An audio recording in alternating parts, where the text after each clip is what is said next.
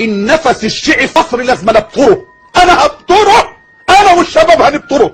انا بقولها للمسؤولين اهو، اكفونا هذا الامر، لن نصطدم معكم، ولكن اقسم بالله لبادئ بالشباب من الاسبوع القادم في تمشيط الدولة، قرية مركز مدينة، والله ما نترككم، والله ما نترككم.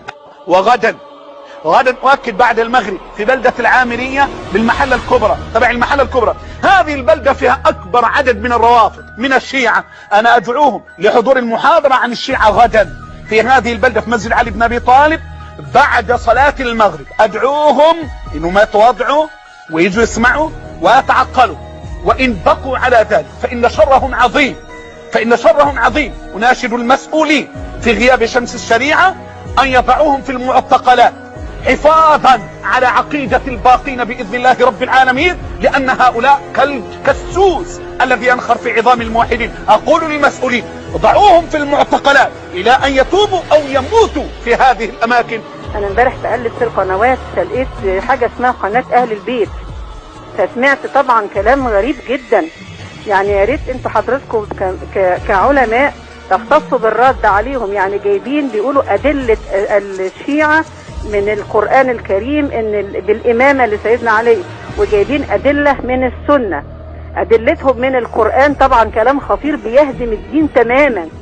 من سكان نيجيريا النهاردة أصبح 3/4 شيعة. أن في هذا فتح باب شر كبير يوشك أن يفتح على المسلمين، باب التشيع.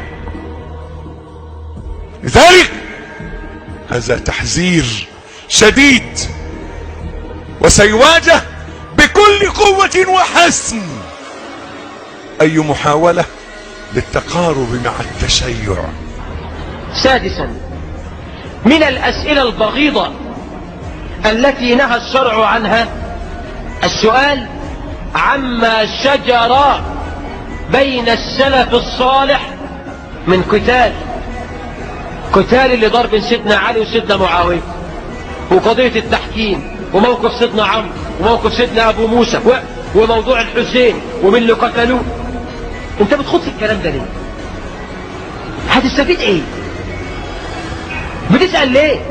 يا أهل السنة قوموا، يا أهل السنة قوموا من هذا النوم العميق، وإلا المغول الجديد سيأتي ستنسون ما حدث في العراق. إخواننا الوهابيون نائمون، غيروا لعقيدتكم، غيروا لدينكم، غيروا لدنياكم. يا أصحاب المال، يا أصحاب العقيدة، نضعكم أمام مسؤوليتكم الدينية. فكروا بدنياكم، فكروا بكراسيكم، فكروا بقصوركم. احنا الآن مبتلين بظهور نجم الشيعة. أهل السنة ضعاف مخذولين في ديارهم ومخذولون مع عدوهم. المؤسسات الدينية في كثير من بلاد الإسلام لا تستحق الرواتب التي يأخذونها.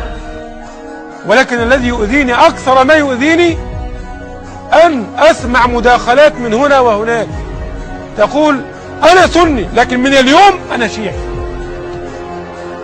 الفيروس الشيعي الذي يعني أتعب الأمة منذ أن ظهر لم يكن هنا فيروس شين. نعم فيروس شين. وأنا يعني بستنكر جدا أن يكون هناك مثقفين مصريين صيادلة وأساتذة جامعات في المنصورة وفي غيرها